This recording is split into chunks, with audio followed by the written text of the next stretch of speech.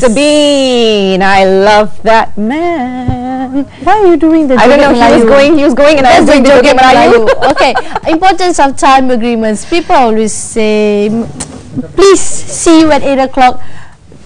Not Malaysia time, yeah? You know, it becomes a joke. It becomes a joke. So it shows that our culture, our lifestyle, you know, why does we take time for granted? Why do we take somebody else's time for granted? Yes. 22829062, 22823043. Malaysia, wakey wakey, give us a call. Tell us, what do you think about this? You have everything else starting on time. Why do you not start on time? Tell us if you've ever got this experience. Let's talk to Murshidah side in the studios to find us more about time agreements, actually. Hi, good morning, everybody. Phew, I'm so glad I'm on time this morning. You know, it'll be very awkward to talk about punctuality if I'm late, right? That's true. That's true. And just now this morning, we had Mr. Rama call in, and he said he was very sad that people said, "Oh, Malaysian time" and all that. And I felt the same way. And you know, I have done business in a lot of countries, not only around Southeast Asia but also around the world.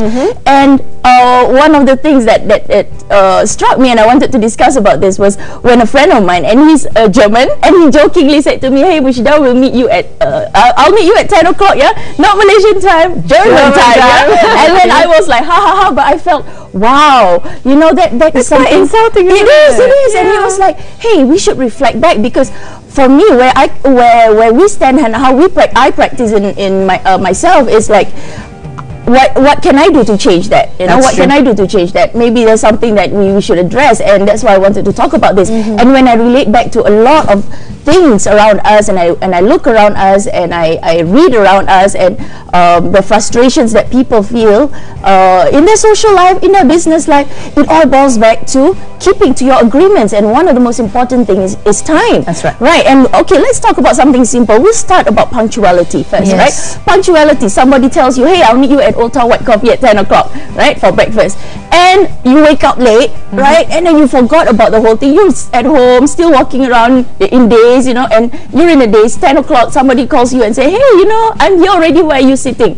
And we'll be like, oh, on the way, sorry, traffic jam in the morning, I'll be there very soon, hold on, you order first. See what I said? On the way. Exactly. And it's a very common issue. Traffic jam, yes. I'm on the way, but you're not on the way, you're still looking for your keys at home. Problem. Yeah, exactly. Can't find my car keys. But then again, let's start from the root of the problem. Okay, you start schooling at primary 1, standard 1, you go to school, if you're late, you know, you get caught by the pengawas sekolah. So automatically from there on, you have been taught to, you know, you have to be for assembly at 7 o'clock sharp, class for 7:30. So we have been drilled with punctuality back in school, from 7-year-old to, you know, from 17. So how come you're not keeping that habit up to your adulthood? Yeah, that's a very interesting thing, because when we talk about upbringing, you know, when we're in school, you have to be in school at 7:30, you're on time, you have to pray certain time for Muslims, you know, don't delay, that are time agreements. But somewhere along the way, you know, it becomes less important, especially, you know, when you grow older.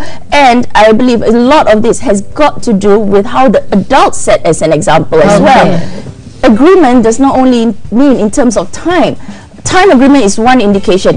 Integrity. You keep to your time, that shows integrity. But if, let's say, you know, they see their own parents say, oh, you know, never mind, let the person wait. You know, we are paying that person anyway. You know, so I'm the customer, let the person wait, you know, for you. And then children see that, you know, they see you as devaluing someone else's time. And then sometimes, oh, you hear your own parents telling, you know, oh, I'm on the way. You know, they say, oh, it's outright, right? So I guess it's okay, only in school and prayers, maybe I have to be on time, but everything else, it's okay. Parents literally doing the white lie for the kids. Yes. Oh my God, so, caught in the act. Exactly, caught in the act. And children, they don't listen to what you say, they follow what you do. So they model after you. So watch yourself. And one of the most important things is integrity of time. And this is something I put on the screen, that how you do anything is how you do everything. Now you look at people, and this is very interesting to talk about, because when you're late, right, you're always late, you're 5 minutes late, you will always be late in all other aspects of your life. You'll be late at, you know, paying bills, you know, you'll be late showing up anywhere, and everything else, you know, you'll be late, and you're always rushing. Exactly, you're always rushing, or you're procrastinating, and you're waiting for everything at the last period period time, and it is something that you should everyone should address, because if we cannot keep to simple time agreements, this is something that will affect all areas of your life. Well, actually, you know what? I'm going to quote what Mr. Rama mentioned earlier this morning, which is quite true. We have our gadgets at hand. We've got this major technology in our hands. Yeah. You've got your iPads, iPods, whatever pods you have, pads you have, you know, tabs and no tabs, and I mean, things are getting so complicated these days because they've got so much of jargon in terms of the names, that it comes with major apps. It comes with everything in a box, in a tiny little thing.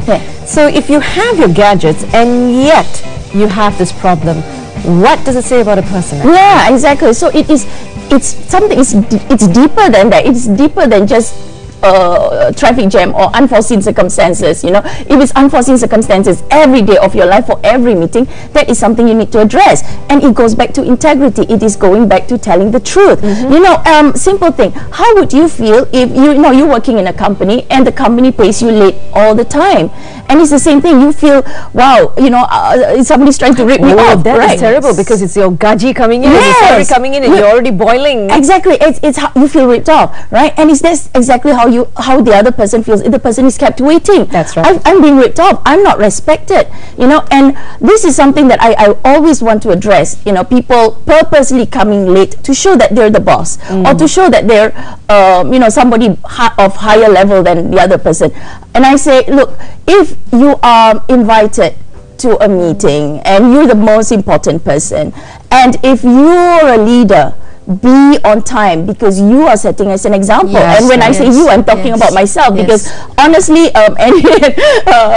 Yasmin, I had a problem with time for years and years, and keeping up to my time, and also I realized promises. And when I reprogram myself, because it's deep issue. It's not just it's just not to be taught. It is something you know, that is deeper than that. It is within. You know, sometimes you keep everything at the last minute. So when I reprogram myself, when I make an effort or take the responsibility to be on time, to do everything on time, to pay on time, all aspects of my life changed. And I want to bring this topic back to, you know, if you're the leader, you know, or if you're somebody who's been invited to attend a meeting, be on time, because it also affects your image, it affects your branding, and if you're representing a company, it affects your company brand, it affects your family brand. You know, people will say like, you kept us waiting, and even though they smile and they say it's okay, deep down they'll be like, you know, hey, you made us wait for an hour for dinner, you know.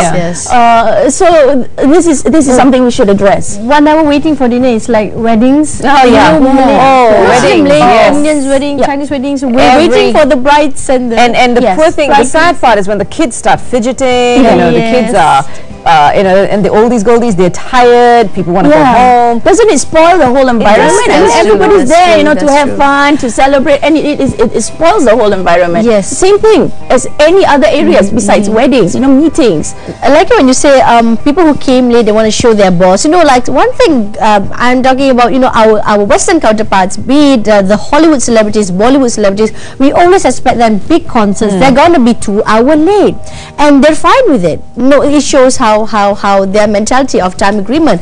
But then again, for us, when one big Hollywood somebody came on time, we're like, he is super respective of the whatever event that they are attending. We have a caller on the line, so let's say hello to the caller. Hi, good morning. So your comment on today's topic? Hi, morning. Yeah, morning. Who's online, please? Yes, my name is Alfred. I'm from Kota Kinabalu, Sabah. Yes, hi. What's your take on today? Actually, I work as a lecturer. I used to say to my students that time is gold. Yes.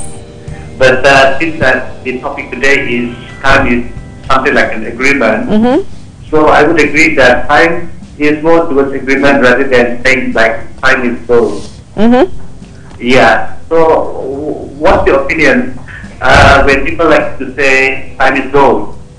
All right. Okay. Well, thank you so much for your call, Alfred. Okay, time is gold. Thanks, Alfred. That's interesting, because it's a value. You know, gold is valuable. Time is valuable. You keep a person waiting, you devalue the person's life. Look, we have limited time on earth, and the more you make a person wait, right? And he's expected to meet you at a certain time. You make that person wait for half an hour. That's right. For 1 hour, you are responsible for that loss in time, you know, in his life.